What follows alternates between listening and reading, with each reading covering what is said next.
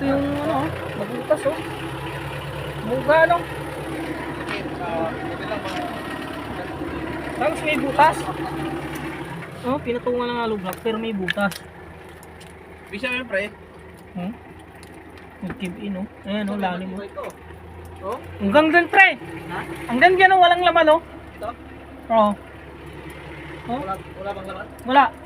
Ayan oh. Ang lalim, parang Lalim. Parang kuweba na. Yumuyog-yug. Yumuyog-yug. Lumusot sa kabila. Parang slab na eh. Ayan oh. Ayan, kabilang kalsada na. Pwede ka na lumusot ah. Pwede na. Ha? May tao na dyan. Oh, Dapat mabakpilan yan. backfill ayun oh, lalim oh. Nag-cave. Tayo formal yung master.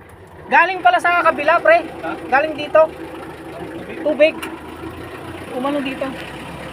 Pero, bakos pa rin siya doon kasi wala namang ano dito eh. Bakit may butas? Ha? May butas. Doon ang ano niya. Ito yung sinabi ko pre, pinutungan niya hollow block oh. Ha? Ayan oh, dinaya niya.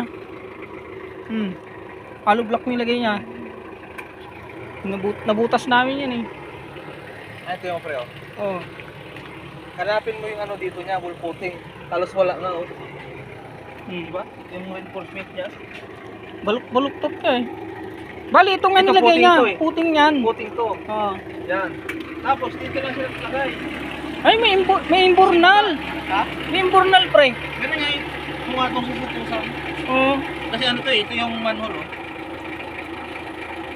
Ayun Yan oh. yung ano niya, tas manhole.